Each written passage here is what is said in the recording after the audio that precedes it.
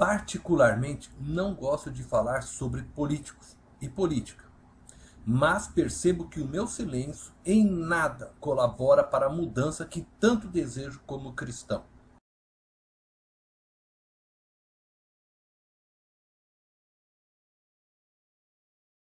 Infelizmente, eu sou apenas mais um entre os milhões de brasileiros que não gosta de falar e se envolver com a política.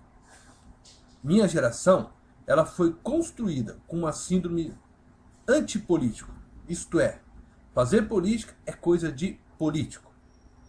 Na verdade, todo cidadão faz política todos os dias. Não se vive sem participar da política de nosso país, seja contribuindo de uma maneira intencional ou inconsciente.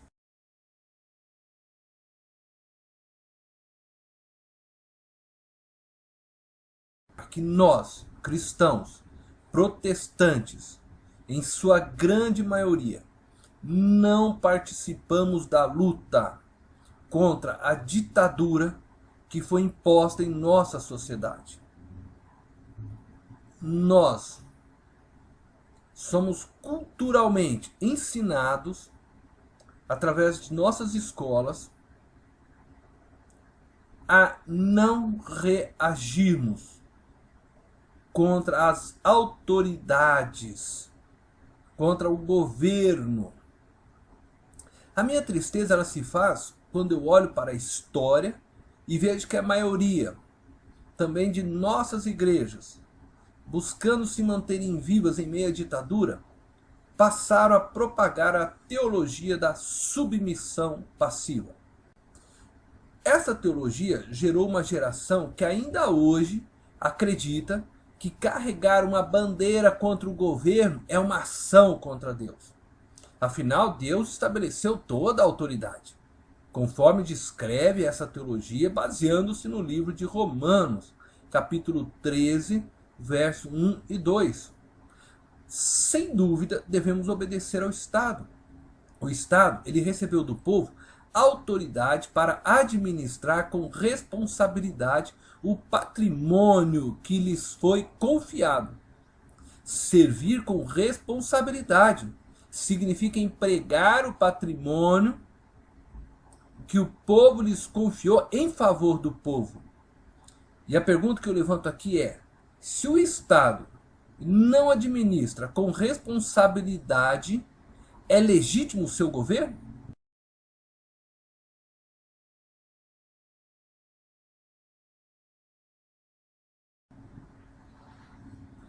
Se o empregado ele não faz o que o patrão lhe manda fazer, é legítimo o seu trabalho?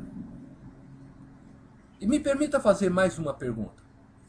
Como reagiria um patrão que tem um trabalhador que lhe rouba e não trabalha com responsabilidade?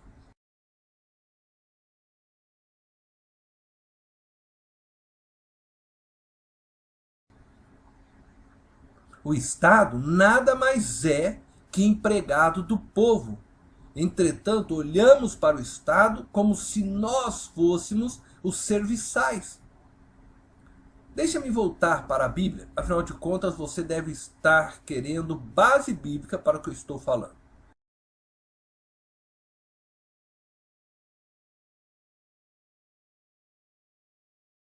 Bom, quero lembrá-lo que o apóstolo Paulo, o mesmo que escreveu a carta aos Romanos, ele não obedecia à lei de adoração a César. Lei essa imposta pelo governo de Roma, uma vez que esta infligia a lei de Deus. Entretanto, acredito que seja importante lembrá-lo que Paulo estava debaixo de um governo monárquico e não democrático. Mas por que não pensarmos em outros exemplos? Samuel depôs o rei Saul em sua casa.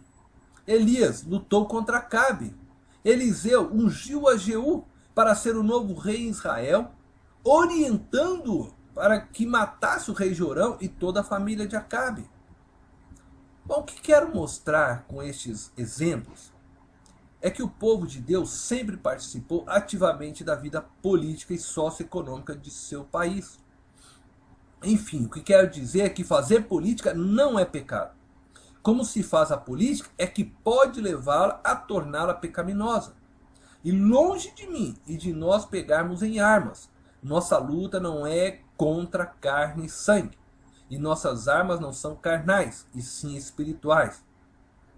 Podemos demonstrar o amor de Deus lutando pela justiça. Mateus 5,6 diz, bem-aventurados os que têm sede e fome de justiça. Nós podemos demonstrar o amor de Deus falando pelas pessoas que não têm condições de falar.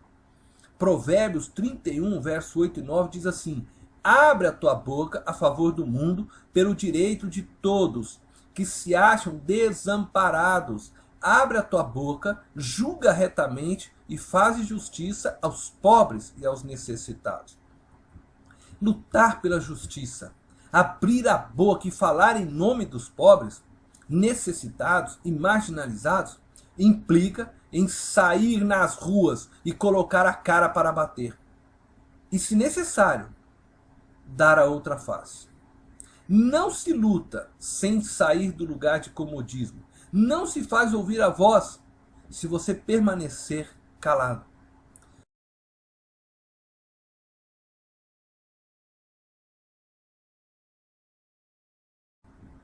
Muito se diz sobre a igreja brasileira não ser perseguida.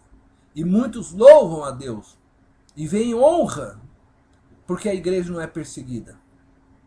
Será que deveríamos pensar dessa maneira? Será que deveríamos nos contentar porque a igreja brasileira não é perseguida? Já pensamos na possibilidade de que possivelmente não somos perseguidos porque estamos caminhando do mesmo lado da injustiça, da hipocrisia, da indiferença, do pecado? Tiago, capítulo 4, versículo 17, diz assim, aquele que sabe o bem que tem que fazer e não faz, está pecando. O pecado da igreja, ele não se faz notório quando olhamos para os indivíduos, mas quando nós olhamos para o todo. A igreja formada por todos que professam sua fé em Cristo, sim, essa igreja que se diz uma, ela peca quando ela fecha os seus ouvidos para o clamor dos pobres e necessitados. E seja esse clamor espiritual por uma necessidade de vida espiritual, e seja esse clamor por uma necessidade também material. Nesse pecado eu faço parte. E eu espero contribuir de alguma forma, através desse vídeo, ou quem sabe de outros meios, para a mudança da mesma. Me sinto como Isaías.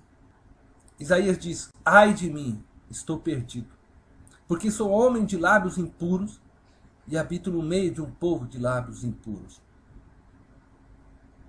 E eu digo, ai de mim, estou perdido, porque eu sou um homem de lábios cerrados e habito no meio de um povo de lábios cerrados. Deus te abençoe.